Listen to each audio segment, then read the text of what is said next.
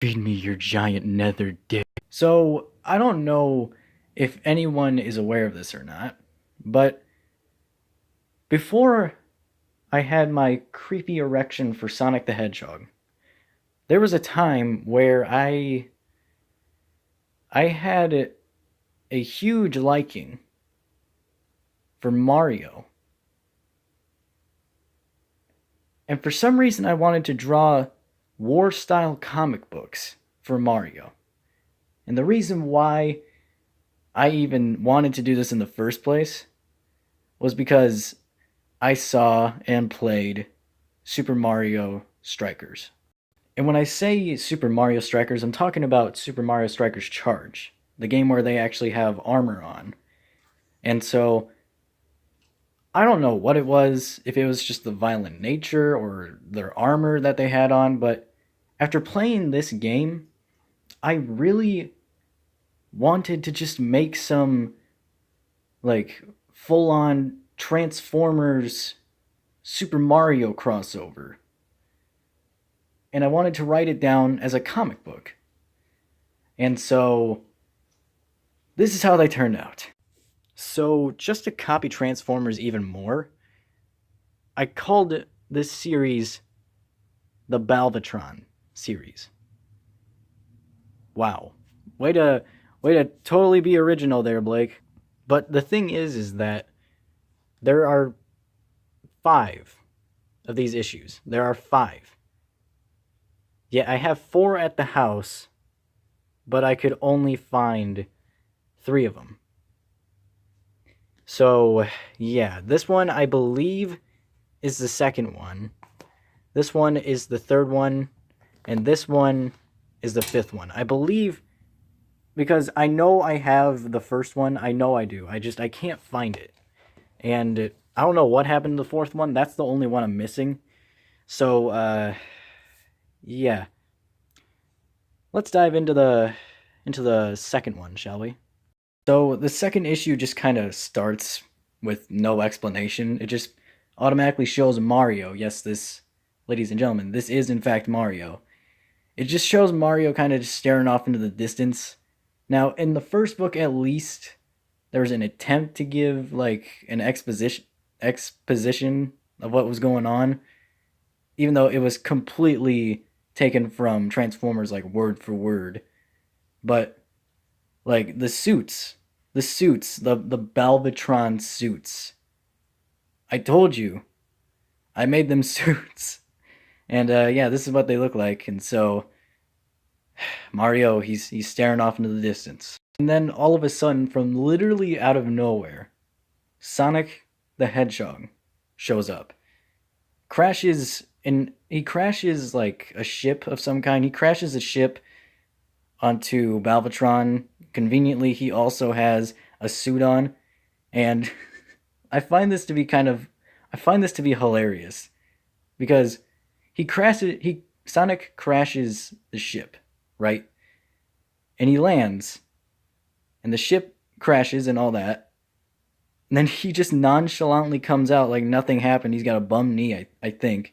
But what's funny about it is that what he goes like, "What the Sonic? How did you get here?" And then Sonic just chill. He just all chill. He goes, "Well, I'll tell you." I don't know why that's just really funny to me. But I attempted to give this some sort of backstory, and basically, to make it short, because this is a very short backstory, Sonic was with Silver, and Sonic's army, apparently Sonic has an army now, I guess, and they crashed. They crashed. And then all of a sudden, giant black and purple dicks start attacking from the skies. Yeah,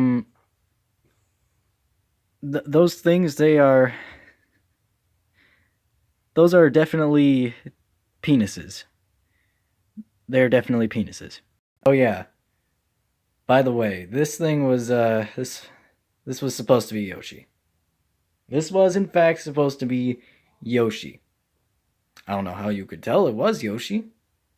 I mean, he's he's got a big nose. like Yoshi. Although I don't remember Yoshi ever carrying two blades with him and having red eyes. And where does his tail go? Where's his tail?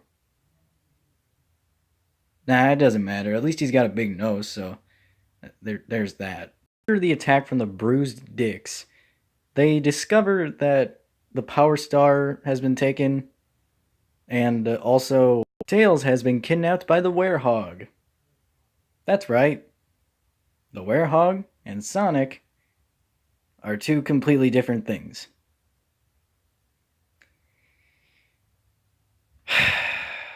That's one sexy motherfucker. So, with the Power Star and Tails being kidnapped, this causes Mario and Sonic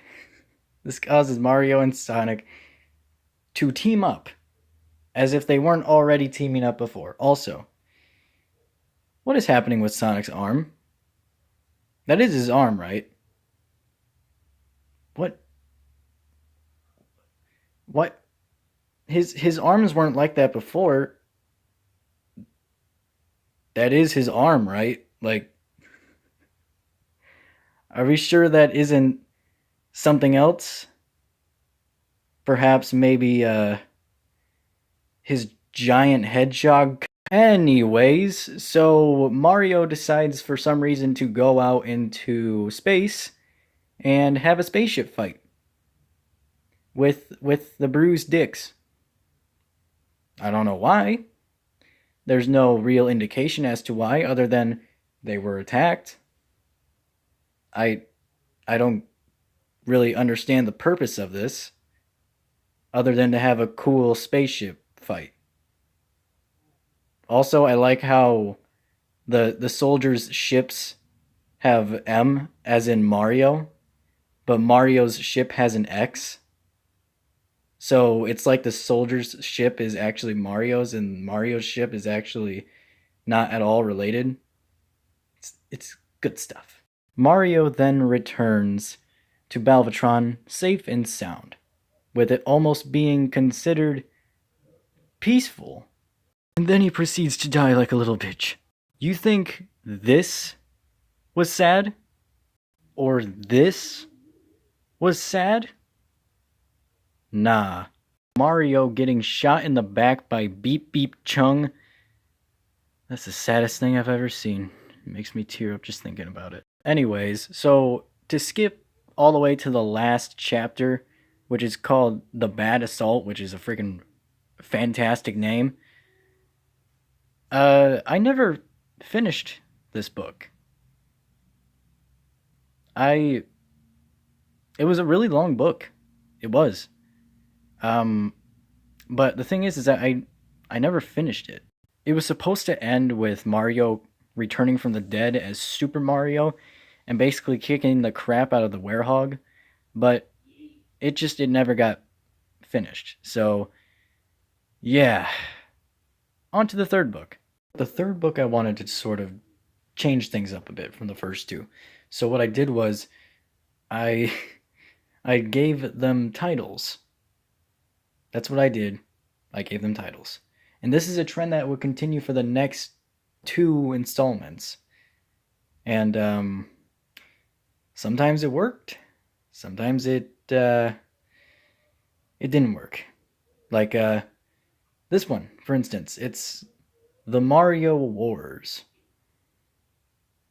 Mata Knight's Revenge by Blake A. Mullen. That's not how you spell Meta Knight's name. It's not. Also, can I just say this book is not very good.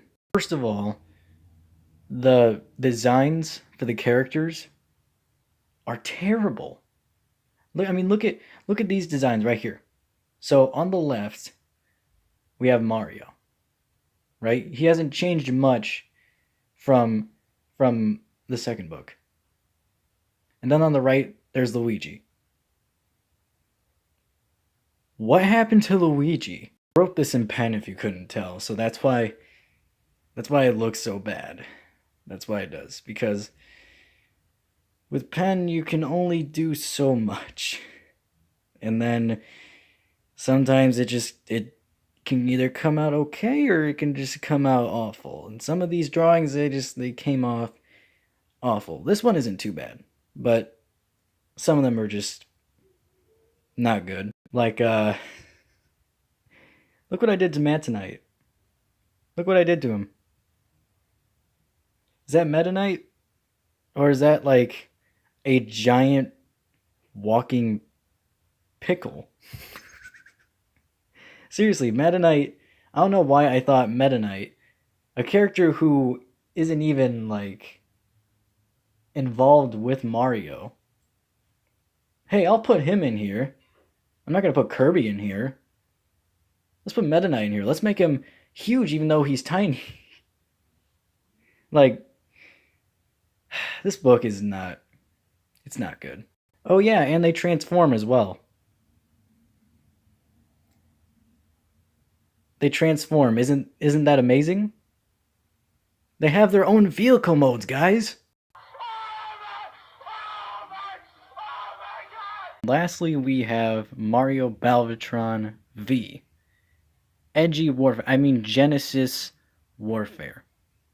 I'll be honest. For the first time making a cover for something, this cover is actually pretty cool. Like, I'm